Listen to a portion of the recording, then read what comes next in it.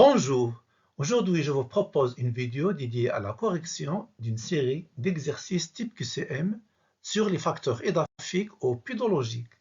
Si vous préférez cette série et d'autres séries sur le même sujet en PDF, je vous laisserai des liens de téléchargement dans la description de cette vidéo en bas de votre écran.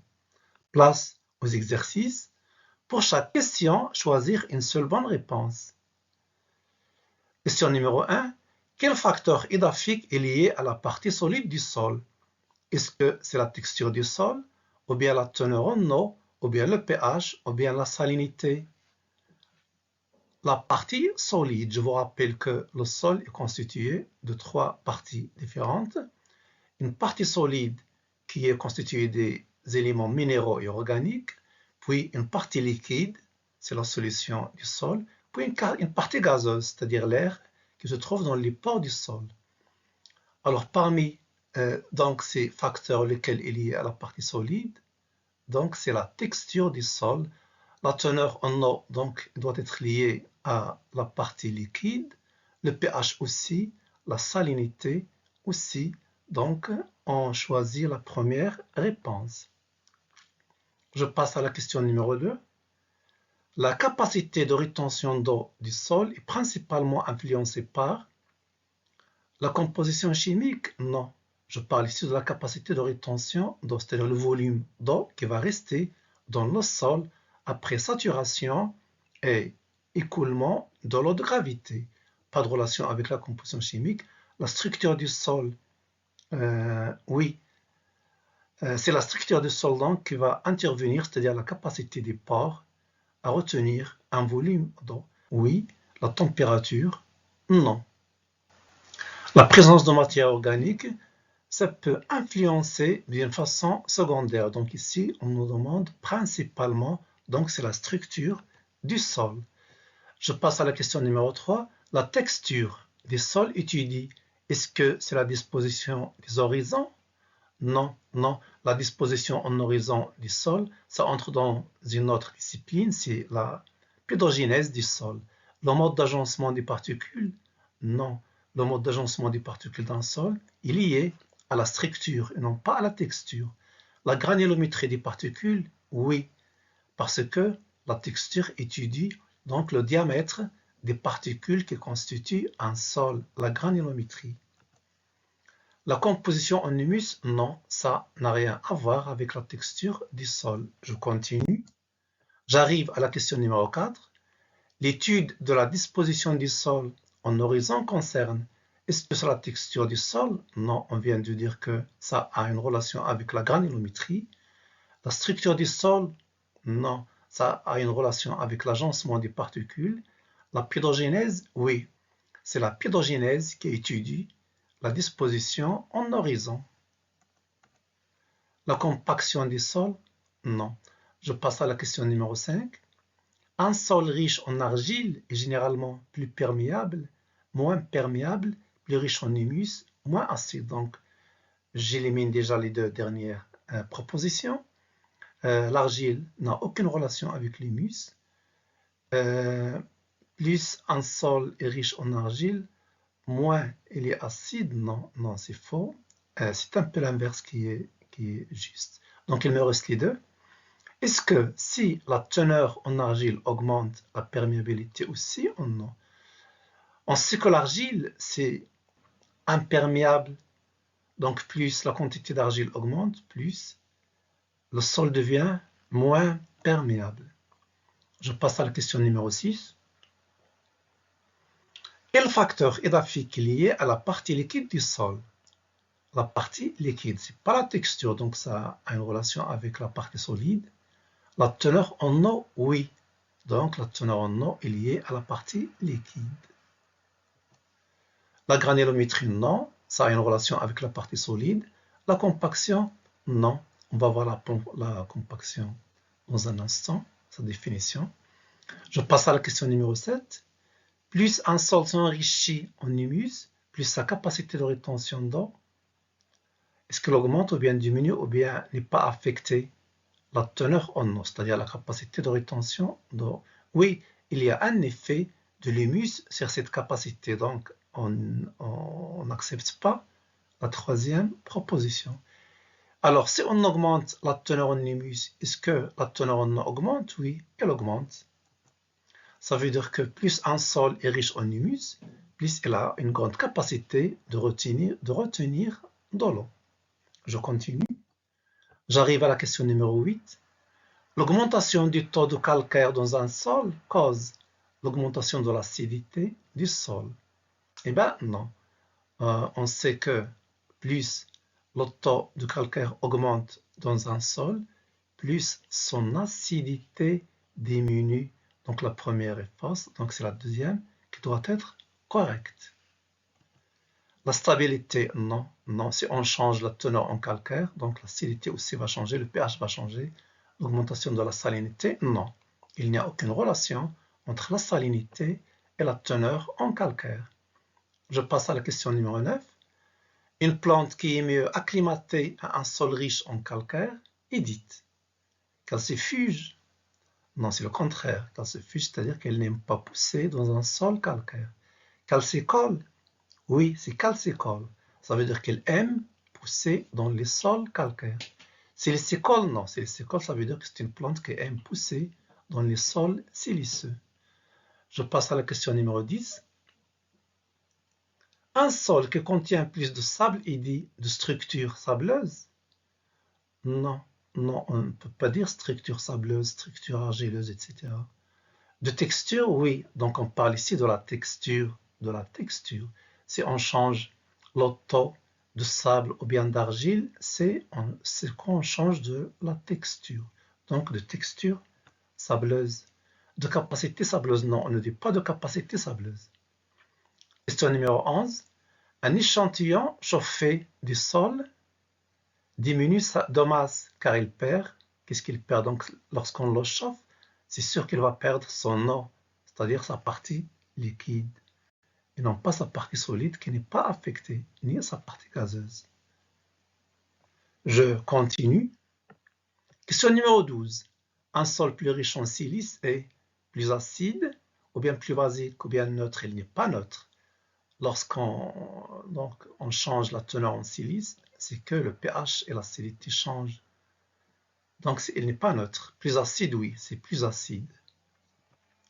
Donc la silice est un composé qui affecte l'acidité des sols.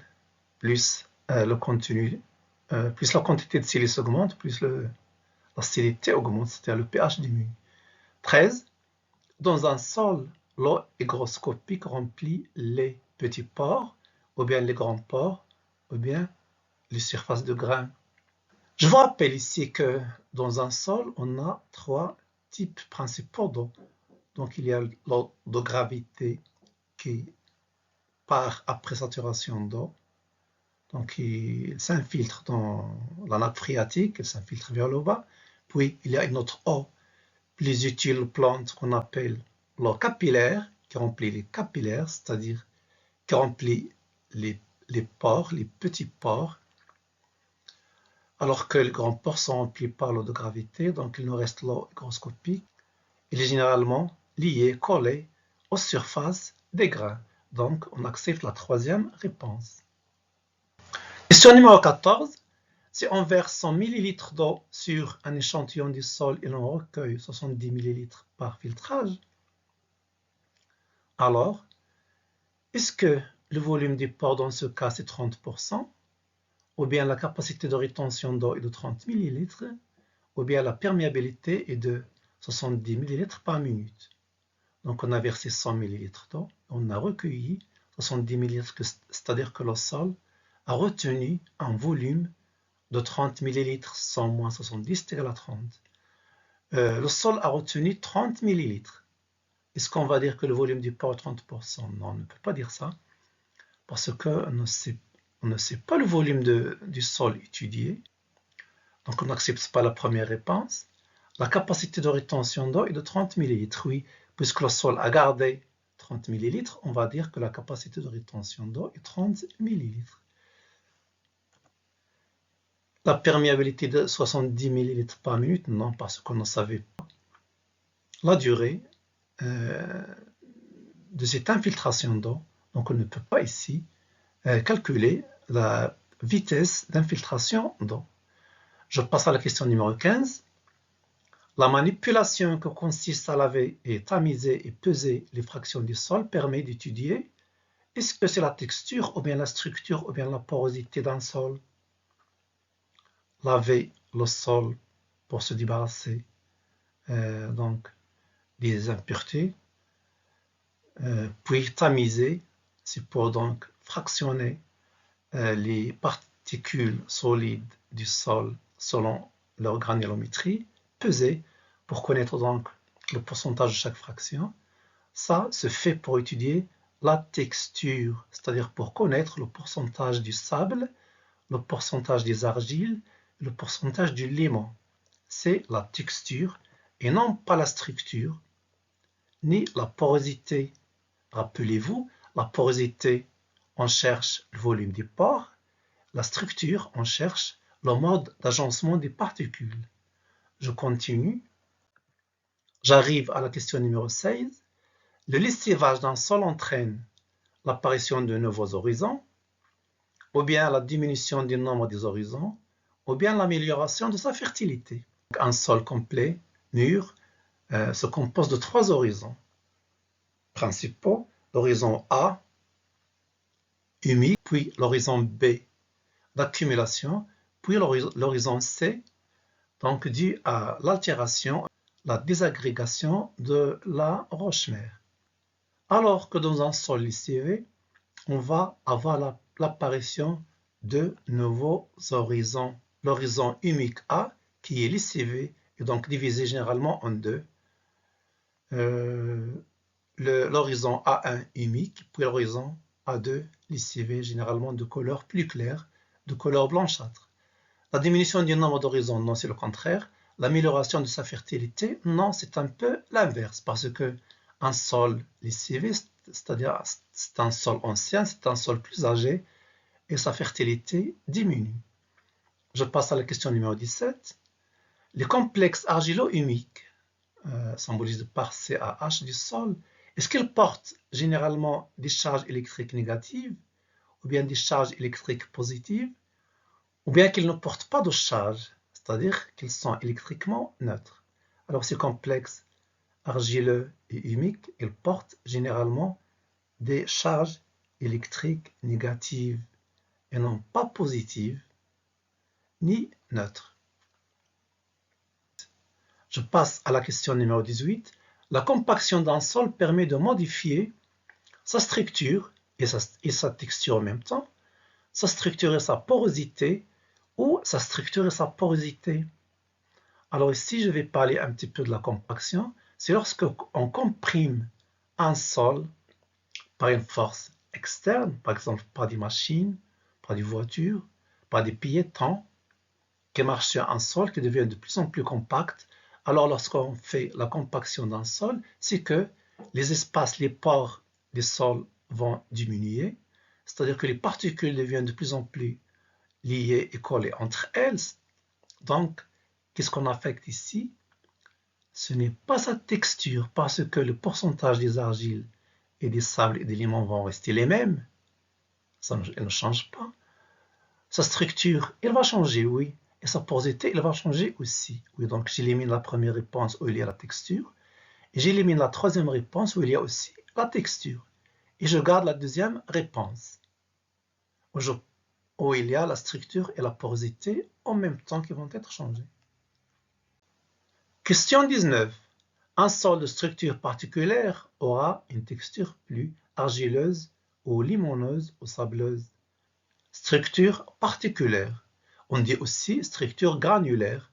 C'est lorsqu'il y a beaucoup de sable dans le sol. Alors dans ce cas, on va parler d'une texture plus sableuse et non pas limoneuse ni argileuse. Je continue. J'arrive à la question numéro 20. Le sol à structure grumeuse se caractérise par une capacité de rétention d'eau faible, ou bien grande, ou bien moyenne. Un sol de structure grumeuse, c'est un sol qui contient des particules de sable englobées dans une matrice argileuse et humique, sous forme d'amas ou d'agrégats qui laissent entre eux des petits vides aux pores. Ces pores vont être remplis d'eau. Mais ces pores ne sont pas aussi grands ni nombreux comme c'est le cas d'un sol à structure granulaire, ni très petits et moins nombreux comme c'est le cas du sol à structure compacte. On va les considérer donc comme des pores moyens qui vont retenir un volume moyen d'eau. Donc, la capacité de rétention d'eau dans ce cas, il n'est ni faible ni grande, mais il devait être moyenne. Je passe à la question numéro 21. Plus un sol a une structure plus granulaire, plus sa capacité de rétention d'eau, est-ce qu'elle augmente et sa perméabilité diminue, ou bien augmente et sa perméabilité augmente, ou bien diminue et sa perméabilité augmente, et bien diminue et sa perméabilité diminue. Si la structure est granulaire, ça veut dire que la texture est plus sableuse, donc beaucoup plus de grands pores et de vides. Ces vides vont constituer des canaux qui facilitent le drainage et l'écoulement d'eau. Et cela entraîne une perméabilité plus grande et une rétention d'eau plus faible. Donc, ce sol à structure granulaire ne peut pas avoir donc une capacité de rétention d'eau plus grande. Donc, on va éliminer les deux premières réponses. Il n'augmente pas ni dans la première réponse ni dans la deuxième réponse. Donc, il nous reste ces deux-là. Sa capacité de rétention d'eau va diminuer. Alors, comment sera la perméabilité? Est-ce qu'elle diminue ou bien est-ce qu'elle augmente? Puisque c'est un sol granulaire, donc de structure granulaire, donc de texture sableuse, la perméabilité aussi va augmenter. Donc, on aura la capacité de rétention d'eau qui va diminuer et la perméabilité qui va augmenter. Donc, c'est la réponse numéro 3. Je passe à la question numéro 22. L'eau hygroscopique dans le sol, c'est l'eau utile pour les plantes, ou bien qui remplit les pores moyens du sol, ou bien qui reste collée aux particules du sol. Donc, ici, il s'agit de l'eau hygroscopique. Cette eau n'est pas utile pour les plantes, on le sait, donc il n'est pas absorbé par les plantes. Donc, première réponse fausse. Est-ce qu'il remplit les pores moyens du sol? Non. L'eau hygroscopique ne se trouve pas dans ces pores. Est-ce qu'il reste collé aux particules du sol? Oui, c'est exact. C'est pourquoi il est difficile qu'il soit absorbé par les racines des plantes. Je passe à la question 23. L'augmentation du taux de l'humus dans le sol permet d'améliorer sa perméabilité? Non, il n'y a aucune relation. D'améliorer sa texture? Non, la texture ne va pas changer, quel que soit le taux de l'humus. C'est toujours le même pourcentage d'argile, le même pourcentage de limon et le même pourcentage de sable.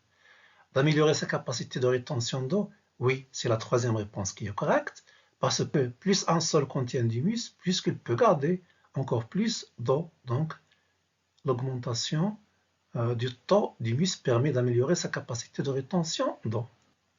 Je continue.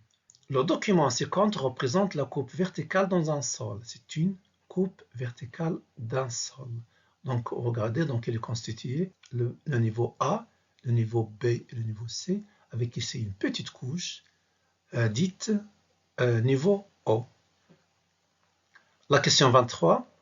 Les niveaux O, A, B et C sont des couches géologiques, ou bien des horizons, ou bien des structures du sol. Ce ne sont pas des couches géologiques, non. Ce ne sont pas des couches géologiques, ce sont des horizons. Et non pas des structures, on les appelle des horizons. Des horizons. Je passe à la question numéro 24. Parmi ces niveaux, le niveau le plus riche en humus, c'est le niveau A, ou bien B, ou bien C. Et bien, c'est le niveau A, puisqu'il est lié directement à ce niveau O, qui est riche en matière organique. Les feuilles des arbres qui tombent, ou bien les cadavres d'animaux, ou bien les restes d'animaux, décomposés en humus. Donc, c'est directement la couche A qui bénéficie de cet humus et devient donc la plus riche en humus. Donc, je choisis la réponse, le niveau A. Je continue. Toujours sur la même coupe. Dans ce schéma, les niveaux O, A et B sont respectivement donc en ordre, le O, puis le A, puis le B, l'horizon humique, puis l'horizon d'accumulation, puis la litière. Non, non, parce que le O, ce n'est pas l'horizon humique. Et A, ce n'est pas l'horizon d'accumulation, et B, ce n'est pas la litière.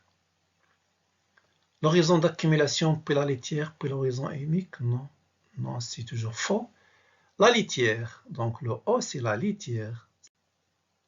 Tous les restes des végétaux, des animaux, de la matière organique qui s'accumule ici en surface du sol, c'est la litière. Puis le A, c'est l'horizon humique. Et enfin B, c'est l'horizon d'accumulation. L'horizon d'accumulation. Donc j'opte pour la troisième réponse. Je passe à 26. Dans ce schéma, les complexes argilo-humiques s'accumulent au niveau de l'horizon. Est-ce que c'est O ou bien A ou bien B ou bien C? Donc, le niveau A ou bien l'horizon A, c'est un horizon humique, riche en humus. Ils vont migrer en bas. L'horizon C, c'est la roche-mère qui s'altère. Il va donc libérer les colloïdes minéraux et les colloïdes argileux. Ils vont migrer en haut.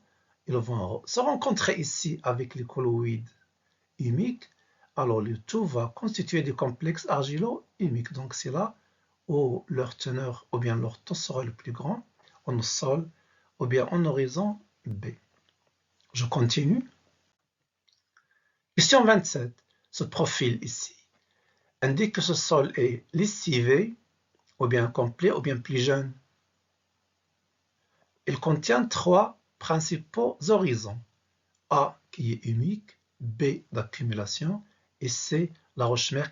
Donc c'est un sol complet qui n'est ni jeune, s'il était jeune, on aura moins d'horizons, ni lessivé. S'il était lessivé, on aurait plus d'horizons avec un niveau clair ici. Donc c'est un sol complet. Je passe à 28. Les colloïdes argileux et minéraux proviennent du niveau C, puis migrent vers le haut. Oui, c'est ce que je viens de dire, c'est correct. Du niveau O, puis migrent vers le bas. De haut vers le bas, non. Ça, c'est pour les colloïdes humiques. De l'eau de ruissellement, non. Je passe à 29. La dégradation de la litière se fait au niveau O, ici, par de la microfaune et des micro-organismes du sol, c'est correct. Le soleil et les facteurs d'érosion, non, leur effet est insuffisant. La dégradation chimique, non, donc j'opte pour la microfaune du sol. Je continue. 30. Après comparaison des deux schémas représentant les profils 1 et 2, voici ici un profil 1, et voici le profil qu'on a déjà vu, c'est le profil numéro 2. Ici, on a trois horizons plus la litière. Ici, on a premier, deuxième, troisième, quatrième horizon, puis la litière. 4 horizons plus la litière. Donc ici, il y a un horizon de plus. C'est cet horizon qui est blanchâtre, qui est plus clair. Est-ce que le sol 1 est plus jeune que le sol 2? Non, c'est l'inverse, puisqu'il y a un niveau lessivé, c'est-à-dire qu'il est plus âgé. Donc, je vais opter pour le sol 1 est plus âgé que le sol 2. Mais je vais voir aussi, le sol 1 et le sol 2 ont le même âge. Non, ils n'ont pas le même âge, donc c'est la réponse numéro 2. Question 31. Le niveau plus clair de profil numéro 1, c'est ce niveau plus clair, blanchâtre. Est-ce que c'est la roche-mère? Non, la roche-mère est en bas. Ce n'est pas la roche-mère. Est-ce que c'est un horizon plus minéralisé? Non, s'il était minéralisé, donc il prendrait la même couleur que l'horizon B. Est-ce que c'est un horizon lessivé? Oui, c'est un horizon lessivé. Il est blanchâtre parce qu'elle a perdu sa matière organique qui est généralement plus foncée. C'est pourquoi il devient plus clair. Je passe à la question numéro 32. La cause principale de l'apparition des niveaux plus clairs du profil 1, c'est la sécheresse, la pluviométrie abondante ou bien une texture argileuse. J'élimine la texture. Il n'y a pas de relation entre la texture et ces niveaux-là. La sécheresse, non, c'est une pluviométrie abondante parce que plus il y a de pluie, plus il y a beaucoup d'infiltration d'eau, plus on a lessivage du sol et migration des particules humiques vers le bas. Je continue. Voici ici un autre document. Le document suivant représente des schémas de 3 sols différents observés à la loupe binoculaire. Question 32. Les schémas A, B et C représentent, alors ici on a un schéma A, alors ici on a le champ visuel de la loupe qui est circulaire, la même chose ici, la même chose ici. Tous ces grains-là, ce sont des grains de sable dans le sol. Donc toute cette matrice de couleur bleue, c'est l'eau. Ce sont des pores qui peuvent être remplis d'eau en cas de saturation, ou bien qui peuvent être remplis d'air en cas de sécheresse. Alors qu'ici, on a ces glomérules qui sont constitués d'humus et d'argile. Humus et d'argile qui englobent ces particules de sable et laissent quelques pores entre elles. Je reviens donc à la question. La structure, est-ce que A et B et C représentent la structure des sols, des structures, ou bien des textures, ou bien la teneur en eau des sols? Non, ces schémas ne représentent pas la teneur en eau des sols. Est-ce qu'ils représentent la texture? Non, non plus. Alors, ils représentent le mode d'agencement de ces particules. C'est la réponse 1. Question 33. Parmi ces trois sols, le sol B a une capacité de rétention d'eau plus grande ou bien plus faible ou bien moyenne. Le sol B. Le voilà ce sol B. Regardez, donc on a ici des particules solides de sable compactées par une matrice argileuse. Ici, la matrice est argileuse et on sait que l'argile est une roche qui absorbe l'eau et le retient. Elle absorbe et retient l'eau. Donc la capacité de rétention d'eau ici doit être grande. Donc je vais opter pour la réponse plus grande. Elle n'est pas faible, c'est le sol A qui aurait une capacité de rétention d'eau plus faible. Et ici, il devait être moyenne dans le sol C. Je passe à 34. Parmi ces trois sols, le sol qui est le plus convenable à la croissance des plantes, est-ce que c'est A ou bien B ou bien C? A, il n'est pas convenable aux plantes parce qu'il perd beaucoup d'eau, il ne retient pas d'eau. Celui-là, il n'est pas convenable aussi parce qu'il retient beaucoup plus d'eau, donc il se sature en eau. Ça peut provoquer donc l'asphyxie des racines des plantes, alors que c'est le sol C qui ne garde qu'une quantité moyenne d'eau. Cette quantité moyenne est suffisante donc pour la croissance des plantes. Donc c'est le sol C. Je continue. Voici un autre document. C'est un graphe. Le graphe suivant représente le taux des types d'eau dans le sol en fonction de sa texture. Regardez ici, on a un axe des ordonnées sur le pourcentage de l'eau, puis on a un axe des abscisses qui nous donne la texture, divisé en trois domaines. Le domaine des sables avec une texture plus grossière, puis le domaine des limons, puis le domaine des argiles avec une texture très fine. Ce graphe est divisé en trois domaines aussi selon le pourcentage d'eau. Avec ici, donc, on a le domaine de l'eau de gravité, puis le domaine de l'eau capillaire, puis le domaine de l'eau hygroscopique. Chaque domaine est limité ou bien séparé par notre domaine par une limite. Ici, c'est une courbe A et l'autre, c'est une courbe B. Alors, question numéro 35. Le type d'eau qui constitue la proportion la plus grande, est-ce que c'est l'eau de gravité, ou bien l'eau capillaire, ou bien l'eau hygroscopique? Alors ici, il est clair ici, sur ce graphe, que la proportion la plus grande ici, c'est toujours l'eau de gravité qui constitue la plus grande partie. Lorsque un sol est saturé en eau, la plus grande proportion de cette eau, c'est une eau de gravité. J'opte donc pour la première réponse. Question 36. Parmi ces types, l'eau qui est la plus utile pour les plantes, ce n'est pas l'eau de gravité parce que l'eau de gravité va être donc dégagée, il va couler en bas, donc il va être perdu. L'eau capillaire, oui, c'est l'eau capillaire qui est utile pour les plantes, alors que l'eau hygroscopique, elle n'est pas généralement absorbée par les plantes parce qu'elle est fortement collée aux particules. Donc c'est l'eau capillaire. Question 37. On appelle la courbe A, c'est la limite A ici, et sépare le domaine de l'eau de gravité au domaine de l'eau capillaire. Est-ce que c'est la capacité de rétention d'eau, ou bien le point de flétrissement, ou bien le niveau de saturation? Ce n'est pas le niveau de saturation, parce que le niveau de saturation, ça indique le maximum d'eau au cours de saturation d'eau, c'est-à-dire avec l'eau de gravité. Point de flétrissement, non. Le point de flétrissement, c'est lorsque le sol a perdu son eau utile et les plantes commencent à flétrir. Est-ce que c'est la capacité de rétention d'eau? Oui, c'est exact. C'est la capacité de rétention d'eau. C'est cette limite, c'est la limite A. Je continue. Question 38. L'eau de gravité remplit les petits pores d'un sol, ou bien coule par les grands pores, ou bien reste collée aux particules. Il ne remplit pas les petits pores, ça c'est pour l'eau capillaire. Il coule par les grands pores, oui, c'est exact. Il reste collé aux particules, non, ça c'est l'eau hygroscopique. Je continue, question 39.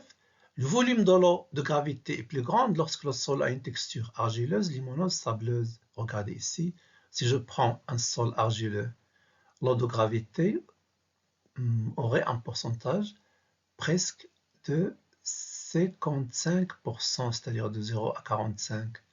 C'est la capacité de rétention d'eau, il me reste 55, c'est l'eau de gravité. Mais si je prends un sol sableux ici, donc presque la quasi-totalité de l'eau est constituée par l'eau de gravité. Donc je vais choisir ici une texture sableuse.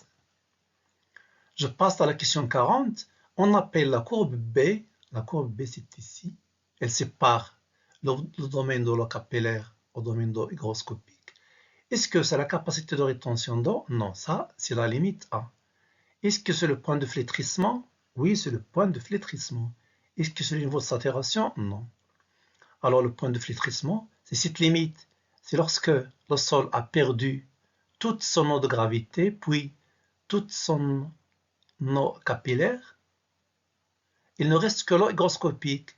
Et puisque l'eau hygroscopique n'est pas utile aux plantes, elle n'est pas absorbée par ces plantes, alors ces plantes commencent à flétrir.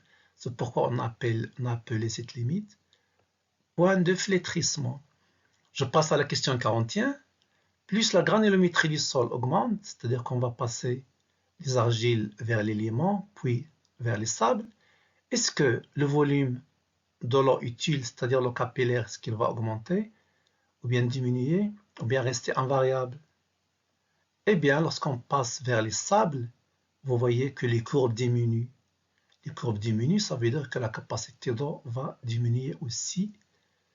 Donc le volume d'eau va diminuer. Donc je vais choisir plus petit. Je continue, j'arrive maintenant à notre exercice. Faire attribuer à chaque définition son terme correspondant. Alors là, ce sont des définitions. Là, on cherche le mot correspondant. Voyons la première définition. L'atome aux molécules portant une charge électrique à la suite du gain aux pertes d'électrons. Alors là, on le connaît, donc s'il y a perte au gain d'électrons, on aura donc soit une charge positive, soit une charge négative. Alors ici, on va parler d'ions, les ions. Permet de quantifier la granulométrie des constituants solides minéraux d'un sol. C'est-à-dire connaître les pourcentages du sable, d'argile et de limon. C'est quoi? C'est la texture. C'est la façon dont les différents constituants du sol sont agencés les uns par rapport aux autres. Donc c'est la relation entre les particules, est-ce qu'il y a des pores ou non, etc. Est-ce que les pores sont grands ou petits? C'est la structure. Volume total des espaces vides qui séparent les différentes constituants du sol et qui permettent la circulation de l'eau et des gaz. Donc ce sont des pores. Donc le mot correspondant, c'est la porosité. Porosité. Je continue. Vitesse d'infiltration d'eau du sol vers les couches inférieures, c'est-à-dire vers la nappe phréatique, c'est la perméabilité. Volume d'eau qui reste dans un sol après écoulement de l'eau de gravité vers la nappe phréatique. Donc, cette eau qui reste dans le sol, il constitue sa capacité de rétention d'eau. Seuil d'humidité du sol où celui-ci a perdu toute son eau capillaire, il ne contient plus qu'une eau hygroscopique, alors les plantes vont commencer à flétrir, c'est le point de flétrissement. Processus où les particules du sol sont comprimées, réduisant ainsi la porosité du sol et rendant difficile le passage de l'eau et de l'air, alors c'est ce qu'on appelle le compactage du sol. Voilà, j'arrive à la fin de cette vidéo. prévoir une autre vidéo dans laquelle je vais vous proposer la correction d'une deuxième série d'exercices sur les mêmes sujets.